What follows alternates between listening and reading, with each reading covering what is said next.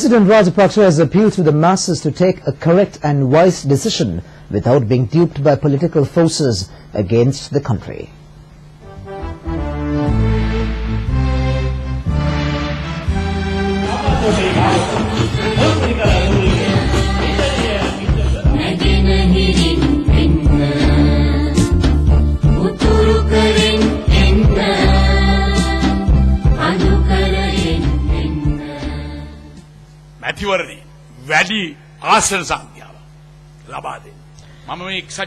Addressing the final election rally of the Freedom Alliance in Middennia, he invited supporters of the UNP and the JVP to vote for the government without wasting their ballot.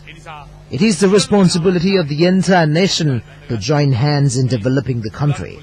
As such, the President noted that everyone should unite in fulfilling this task. He called on the people to send more members to Parliament from the Freedom Alliance. This, he added, will help accelerate development. The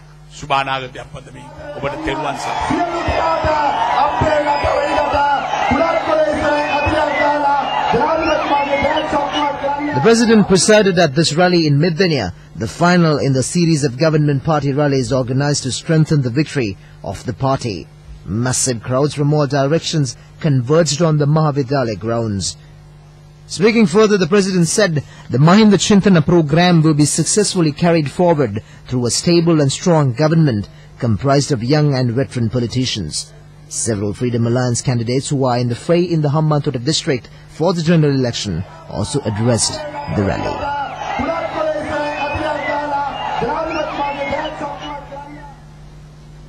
President Rajapaksa has told the masses in Kottava that he wanted a strong group which can carry forward the Mahinda Chintana policy.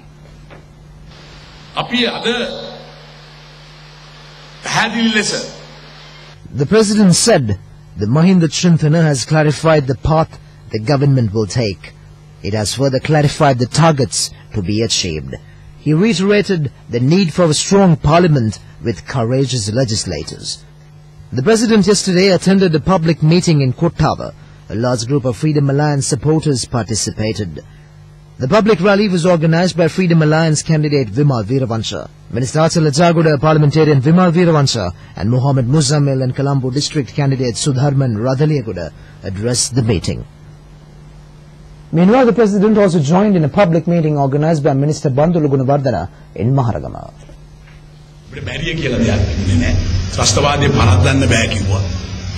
The President reminisced how a majority said that terrorism cannot be defeated. However, they succeeded in eliminating the terrorists. It was during this period he noted that the highest allocation for development was made.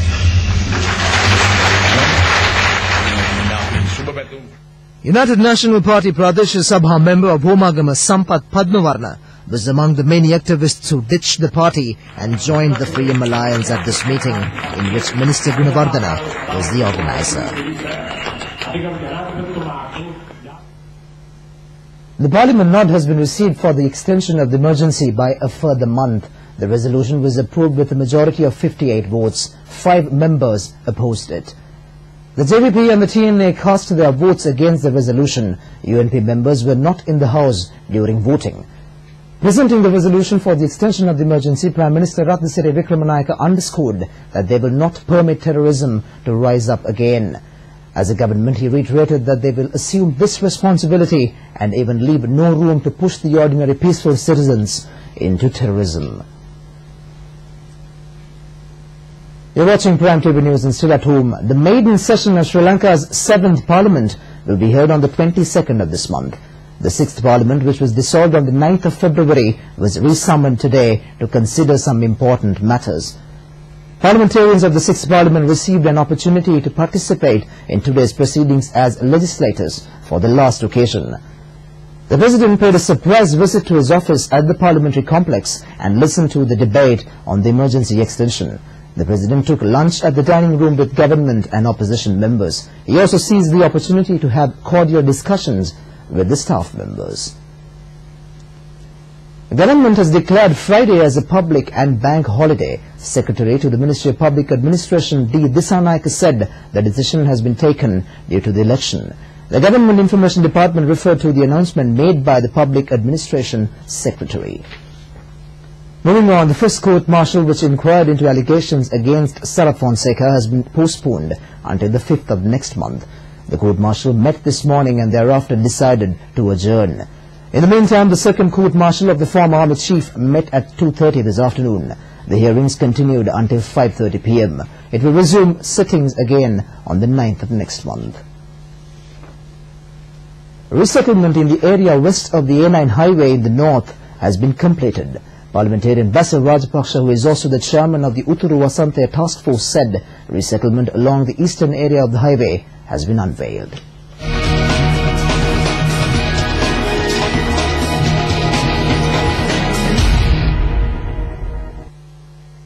A special meeting was held at Caritas in Colombo on the future programs planned for the north.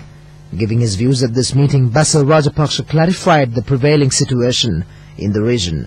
He opined that demining in areas where operations were held and at places where people had settled was being accelerated. The support given by NGOs such as Caritas for resettlement earned plaudits. Chairman of Caritas, Archbishop Dr. Harold Anthony Fernando, applauded the massive task discharged by Basil Rajapaksa in the northern east. He pointed out that Basil Rajapaksa had the strength and courage to discharge a similar task in the Gampaha district.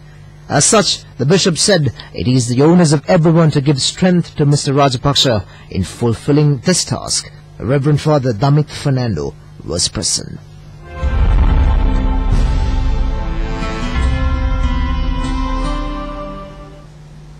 It was exactly 2 years ago that Minister Jairaj Fernando Pulle, a people's-friendly politician, was killed. Jairaj Fernando Pulle, an endearing leader, was killed in a terrorist attack on the 6th of April 2008. The incident happened when he was participating in the inauguration of a sports festival at the Valiveria grounds. As a result of his death, the entire nation was deprived of a gentleman who cared and loved the people. A commemorative ceremony was held near the monument at the Valiveria grounds. Sudarshini Fernando Pulle, her 2 children and relatives offered floral tributes to the monument. Parliamentarian Basil Rajapaksa delivered the memorial oration. A large gathering including several parliamentarians was present. Many community services were launched at the location throughout today, remembering Jairaj Fernando Pulle.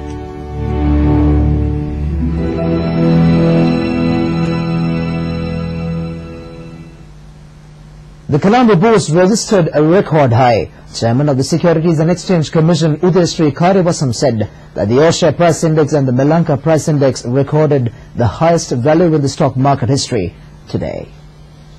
The Colombo Stock Exchange has reached its all-time high today. The ASPI reached 3,870 points, and also the Melanka Price Index reached 4,441.